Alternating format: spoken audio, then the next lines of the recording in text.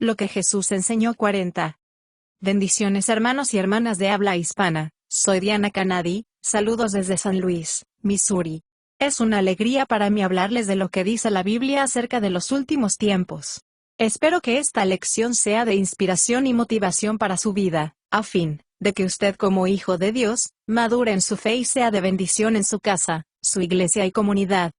Oremos. Padre del cielo, te pido humildemente en el nombre de Jesús, que toques con tu Espíritu Santo el corazón de mis oyentes, y que ellos puedan prepararse para poder sobrellevar los tiempos duros y difíciles del fin. Amén. What Jesus taught? En estas conferencias hemos estado hablando acerca de cómo desarrollar un carácter semejante al de Cristo, o cómo llegar a ser cada vez más como Cristo. En nuestros motivos, pensamientos, palabras y acciones. 1 de Juan 2:6. El carácter es el patrón de conducta que tenemos como personas, involucra nuestra personalidad y constitución moral, el cual es la voluntad de Dios para que todos los que creemos en Jesús lleguemos a ser como Él. Para poder entender la importancia de cómo llegar a tener el carácter de Jesús, necesitamos entender el plan de salvación, porque Dios Todopoderoso nos creó, porque desea una familia, y porque todos los seres humanos hemos sido creados para ser sus hijos e hijas santos y justos, así como para impactar su carácter al mundo. Sin embargo, lo lamentable es que todos los seres humanos hemos elegido la independencia de Dios, y a través del pecado nos ha separado de ser parte de su familia. Jesús vino a este mundo para morir en sacrificio por nuestros pecados, y abrirnos el camino para que seamos restaurados al propósito en que fuimos creados por la fe en Cristo. Hebreos 12 del 14 al 15, 1 de Pedro 3:18, Juan 1:12. Jesús es Dios, se hizo hombre sin dejar de ser Dios, Él es 100% Dios y 100% hombre, no es mitad Dios ni mitad hombre. En su humanidad, Jesús nos muestra cómo son los hijos e hijas de Dios, revelándonos su carácter, comportamiento. Jesús es el modelo y el patrón para la familia de Dios. Romanos 8:29. Cuando Jesús estuvo en la tierra, llamó a la gente a seguirlo, a aprender de su ejemplo y tratar de ser como Él. Jesús dijo a quienes lo seguían: llevad mi yugo sobre vosotros, sométanse y aprendan de mí, que soy manso y humilde de corazón. Mateo 11:29.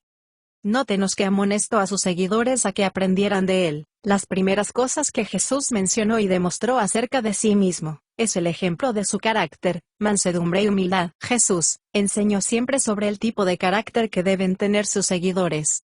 Cuando Jesús tenía 30 años, comenzó su ministerio público. Recorrió toda Galilea, norte de Palestina, enseñando en las sinagogas, los lugares de reunión judía para la instrucción en las Escrituras. Fue allí proclamando el Evangelio del reino y sanando toda enfermedad y toda dolencia en el pueblo. Mateo 4:23. En los 4 evangelios, se encuentran declaraciones específicas de las enseñanzas de Jesús. Se conocen como el Sermón del Monte, el cual es un relato extenso de todo lo que Jesús enseñó. Mateo 6 del 7 al 8, Lucas 6 del 20 al 49. El Sermón del Monte no nos dice específicamente dónde y cuándo Jesús pronunció, pero muchos estudiosos de la Biblia dicen que fue al principio del ministerio de Jesús en los años 28 a.C. El Evangelio de Mateo dice que un día, reuniendo la multitud, Jesús subió al monte con sus discípulos, y se sentó a enseñarles. Mateo 5 del 1 al 2. Todo el Sermón del Monte es una descripción de su carácter, y del carácter de sus hijos, y las hijas de Dios, para que aprendan a vivir, comportarse, y tener un carácter semejante al de Cristo. Jesús empezó su sermón dando 7 declaraciones específicas, conocidas como las bienaventuranzas, revelando el carácter del cristiano seguidor de Jesús. Las bienaventuranzas incluyen la bendición sobre los pobres de espíritu, los que lloran, los mansos, los que tienen hambre y sed de justicia, los misericordiosos, los de limpio corazón, y los pacificadores. Mateo 5 del 3 al 10.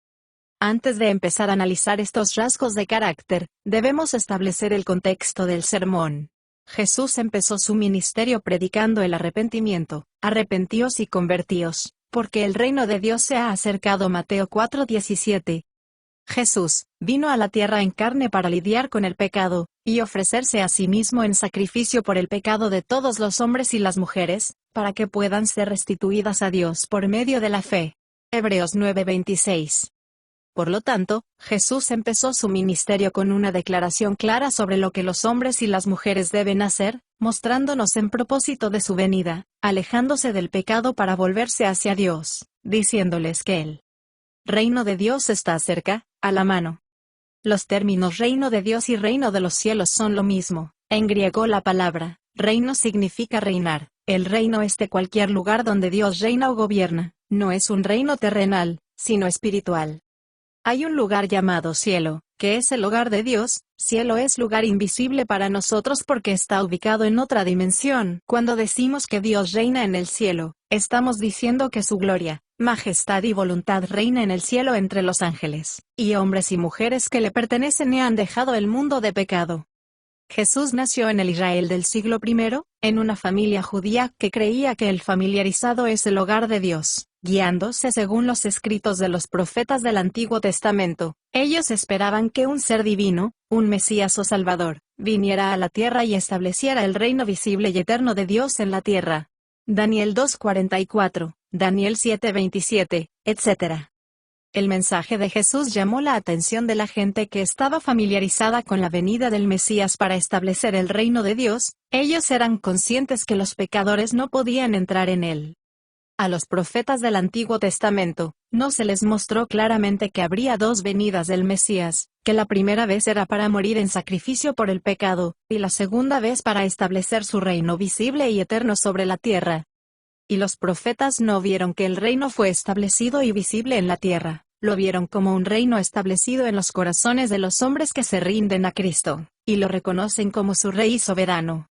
Los líderes religiosos judíos le preguntaron a Jesús, ¿cuándo vendría el reino? Y él respondió, el reino de Dios no es un reino físico, el reino de Dios es un reino espiritual, está dentro y entre ustedes. Lucas 17 del 20 al 21. Cuando un hombre o una mujer se arrepienten y se apartan del pecado, entregándose voluntariamente a Dios, el reino de Dios se establece en sus corazones, y Cristo reina y gobierna sobre sus vidas. Dios, por medio de su Espíritu y su vida, mora en nosotros. Cuando decimos que el reino de Dios está entre nosotros, estamos diciendo que Cristo reina en nosotros y que Cristo vive en nosotros. Jesús nos persuade por medio del Evangelio de su Espíritu para regresar a su reino o gobierno. Vivir para Cristo no implica seguir reglas externas, su reino es un cambio interior. Cuando aceptamos a Cristo, cambiamos nuestra manera de vivir, y nos sometemos a su gobierno para vivir para Él y no para nosotros mismos. En Cristo su camino es nuestro camino. En 2 de Corintios 9:15, dice que Jesús murió para que todos los que creen en Él reciban nueva vida y vivan para agradar a Dios, quien murió y resucitó por nuestros pecados. En Mateo 16:24, dice, si alguno quiere ser mi discípulo, niéguese a sí mismo, no me desestime, ni me pierda de vista, olvídese de sí mismo, deje sus propios intereses, tome su cruz y sígame, renunciando a todos los derechos, deseos y todo lo que amamos y nos gusta, dejando todas las ambiciones egoístas. Dios, con su Espíritu y su vida mora en nosotros. A esto la Biblia lo llama nuevo nacimiento. Cuando Dios vive en nosotros por medio de su Espíritu, nosotros desarrollarnos un carácter semejante al de Cristo y damos los frutos de Cristo. Juan 15:5. En que la vida eterna es la semilla potencial que expresa humildad y mansedumbre, que es el carácter de Cristo. Solo cuando el Espíritu mora en nosotros podemos llegar a tener el carácter de Jesús. Nuestros pensamientos, decisiones e intenciones son las mismas de Jesús. Jesús empezó su sermón con 7 declaraciones hablando específicamente de quienes serán incluidos, y tendrán un lugar y parte en el reino de Dios. Estas son las bienaventuranzas.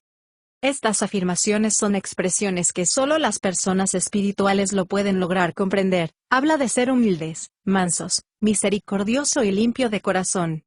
Las bienaventuranzas no son una descripción de las personas religiosas y moralistas, son una descripción de cómo los creyentes deben de ser. Es necesario que todos debemos demostrar estas características. Ninguno de estos rasgos son cualidades o tendencias naturales, todos son características de una personalidad espiritual que expresan nuestra condición, nuestras actitudes y motivos, que son producidas por la gracia de Dios, y por la dirección del Espíritu Santo y la ser obediencia a la palabra. Nótenos que cada declaración comienza con las mismas dos palabras, bienaventurados. La palabra bienaventuranza es una forma de la palabra griega que se traduce bienaventurado. La palabra bendito significa intensamente bendecido, feliz, afortunado, acomodado. Miremos esta traducción: bienaventurado, feliz, digno de envidia y espiritualmente próspero, es decir, tener alegría de vida y satisfacción, respaldo y la salvación de Dios, libremente de nuestras condiciones externas. Mateo 5:3. El tipo de persona descrita en las bienaventuranzas es la que es verdaderamente feliz, porque ha sido restaurada al propósito eterno en que fue creado, ser hijo o hija de Dios. Esto quiere decir que está completamente sometido y es obediente al Evangelio, y camina en los caminos de Jesús. Si quieres ser verdaderamente feliz, tienes que cambiar tu manera de vivir. El mundo, la cultura en la que vivimos, dice: sé tú mismo, exprésate tal como eres, cree en ti mismo, sé tú mismo, confía en ti mismo, sé autosuficiente, principios que son completamente contrario al propósito en que fuimos creados. La palabra griega traducida bienaventurado, tiene la idea de un gozo que es independiente de las circunstancias. Bendito, significa gozar de felicidad, ser feliz significa gozar de bienestar y satisfacción. Solo esta felicidad espiritual da satisfacción física, porque está sobre las dificultades y los desafíos de la vida, y es una alegría que viene de conocer a Dios, de caminar con Él. Jesús habló que este gozo ningún hombre nos puede quitar. Es una paz diferente a la que el mundo ofrece. Juan 16:22, 14:27. Pablo escribió de no estar tristes, sino de estar siempre gozosos, viviendo como si nada nos preocuparía, porque en Cristo lo tenemos todo. Segunda de Corintios 6:10, Pablo dijo que su felicidad no depende de las circunstancias, porque él era feliz en cualquier situación. Filipenses 4:11. Ahora, hablaré brevemente sobre los tres primeros del por qué estos rasgos son, y deben de ser nuestro modo de vida. Las primeras tres bienaventuranzas suenan como lo que Jesús describió cuando les dijo a los hombres y mujeres que Él es manso y humilde: bienaventurados los pobres de espíritu, bienaventurados los que lloran, y bienaventurados los mansos. En Mateo 5:3, dice: bienaventurados los pobres en espíritu, porque de ellos es el reino de Dios. Hay que tener cuidado, no se trata de problemas financieros. La pobreza aquí no es pobreza material, sino espiritual. En ningún lugar de la Biblia se enseña que la pobreza sea algo bueno o que los pobres son más espirituales que los ricos. Pobre de espíritu es tu actitud hacia de nosotros mismos. El que es pobre de espíritu reconoce que sin Dios no es nada. Gálatas 6. No sabe nada. Primera de Corintios 8:2. No tiene nada. Primera de Corintios 4:7. Y no puede hacer nada. Primera de Corintios 15:5. Pobre de espíritu es la ausencia total del orgullo y la vanidad, la seguridad en uno mismo y confianza en uno mismo. Bienaventurados los pobres en espíritu, es una bienaventuranza para los humildes, porque se consideran insignificantes. Mateo 5:3. La palabra griega traducida pobre, significa absolutamente desamparado. Hay que recordar que Jesús estaba hablando a judíos del siglo I. Los judíos usaban la palabra pobre para describir al hombre humilde e indefenso que pone toda su confianza en Dios. Los primeros oyentes de Jesús entendieron que ser pobre en espíritu significa que es alguien en total impotencia, con falta total de recursos espirituales, que ha puesto toda su confianza en Dios. Nos volvemos pobres de espíritu al mirar a Dios. Isaías fue uno de los profetas más famosos del Antiguo Testamento. Él escribió esta revelación cuando vio a Dios sentado en su trono en el cielo, y se dio cuenta de su condición, reconociendo su pobreza espiritual ante Dios. Isaías 6 del 1 al 7.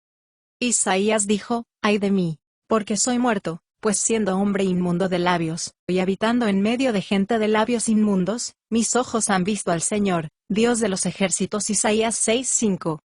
La pobreza de espíritu es la conciencia de que no somos nada en presencia de Dios, que Él es glorioso y todopoderoso, que por eso debemos vivir en completa sumisión y dependencia de Él, invocando su misericordia y gracia. Observemos ahora cómo respondió Dios a Isaías y lo que pasó con el profeta. Un ángel tomó con una tenaza un carbón ardiente del altar de Dios en el cielo, y tocando su boca le dijo: he aquí, esto he tocado tus labios, y tu pecado es perdonado. Isaías 6:7. Esta bienaventuranza es la primera bendición, porque Esaías reconoció su necesidad espiritual. Isaías era un pecador que no podía hacer nada para cambiar su vida pecaminosa. La solución a su problema lo tenía Dios. Él sabía que, para acercarse a Dios, tenía que reconocer su pobreza para satisfacer su necesidad de entrar en el reino de Dios, alejándose del pecado y volviéndose a Dios. En Mateo 5:4, dice, «Bienaventurados los que lloran, porque ellos recibirán consolación». Esta experiencia no es un duelo por la muerte por un ser querido que Dios consuela, es un llanto por recibir el consuelo y la bendición del perdón. Este duelo es dolor por el pecado. Pecado es más que errar el blanco, es ofender y estar contra Dios con nuestras acciones. Lamentarse es agradable a Dios cuando el pecador se siente indigno de merecer perdón. Bendito es el hombre que llora desesperadamente al reconocer su indignidad ante Dios. David, uno de los reyes más grandes de Israel, pecó terriblemente, embarazó a una mujer que era su esposa, y luego tramó un plan para matar a su marido, y casarse con ella para que no se descubriera su pecado. En 2 de Samuel 12 del 1 al 7 dice, que cuando el profeta Natán confrontó a David y le expuso su pecado, David reconoció su maldad y su remordimiento y confesó su pecado. En Salmos 51 del 3 al 4 dice, porque yo reconozco que mis obras vergonzosas me persiguen día y noche, contra ti y solo contra ti solo he pecado, y he hecho lo que es malo ante tus ojos. David pecó contra Dios adulterando y embarazando su esposa de su propio capitán y matándolo, pero con la amonestación de Natán, se dio cuenta de que su pecado abominable fue una ofensa contra Dios. El consuelo proviene del perdón de Dios por nuestro arrepentimiento y conversión. Arrepentirse es apartarse del pecado para volver a pecar. En Salmos 51:17, dice, el sacrificio agradable a Dios, es un espíritu quebrantado, un corazón quebrantado y arrepentido, no despreciar a Dios. En Isaías 57:15, dice, así dice el alto y sublime que habita la eternidad, el santo, yo vivo en un lugar alto, y santo con aquellos cuyos espíritus son contritos y humildes. Yo refresco a los humildes y les doy nuevo ánimo a los que tienen un corazón arrepentido. En Mateo 5:5, dice, bienaventurados los mansos de corazón, porque ellos recibirán la tierra por heredad. La mansedumbre no es un rasgo natural, sentir en paz, ser amable y tranquilo depende del Señor. Tener mansedumbre es tener la ira bajo control. La palabra griega traducida manso, tiene idea de autocontrol y se usaba para domesticar animales. Cuando tenemos mansedumbre podemos controlar nuestras reacciones bestiales y corruptas. El hombre y la mujer que está controlada por Dios depende de él en todas sus acciones y reacciones, quiere decir que puede controlarse a sí misma. La mansedumbre es una expresión de verdadera humildad. Un creyente manso y humilde está libre de orgullo, jactancia y egocentrismo, pretensión, sensibilidad y jactancia. Nunca toma represalias ni devuelve mal por mal. Se compromete a sí mismo a obedecer a Dios y ser paciente y sufrir por Cristo. Los hombres y las mujeres que heredarán la tierra, tienen satisfacción en esta vida, no les importar las circunstancias, porque saben que hay vida después de esta vida, y que tienen ahora un hogar con Dios, primero, en el cielo presente invisible, pero luego en un reino visible y eterno con Dios. Apocalipsis 21:22. El estándar establecido en estas bienaventuranzas puede parecer abrumador, cuando no estamos rendidos a Jesucristo, y no lo hemos reconocido como nuestro Señor y Salvador. Si no tienes estas características todavía, comienza ahora, y considerándote un hijo pródigo vuelve al Señor. Lucas 15 del 11 al 32. El hijo pródigo fue hijo de un hombre rico, que pidió su herencia, abandonó su hogar y malgastó su dinero en una vida desenfrenada y pecaminosa. Terminó mal viviendo y comiendo con los cerdos, pero cuando se dio cuenta de su condición, se arrepintió y volvió a su casa. Reconoció que era un hijo descarriado. Esta parábola expresa las tres primeras bienaventuranzas. Cuando el hijo pródigo reconoció su pecado y su absoluta impotencia para salir de su esclavitud y pobreza espiritual, se arrepintió y tomó la decisión de apartarse de su pecado, volver a casa y pedir perdón a su padre, reconociendo que había pecado contra Dios, y contra su padre y su padre lo aceptó con mansedumbre sin recriminarle ni reclamarle nada. Cuando él le dijo, no soy digno ahora que me consideres tu hijo, acéptame solo como uno de tus obreros. Como resultado de su arrepentimiento, el hijo recibió consuelo y respuesta de su padre, quien lleno de compasión y amor lo limpió y le dio ropa nueva, y el hijo se dio cuenta, que todo lo que papá tenía en casa, ahora era suyo y tenía que disfrutarlo. La verdadera felicidad del ser humano depende de reconocer su condición, arrepentirse, volver a Dios en sumisión y dependencia total de Dios, a medida que crecemos en semejanza de Cristo, hasta que seamos completamente transformados para ser como Jesús en carácter, y expresar las cualidades que hemos recibido de Él.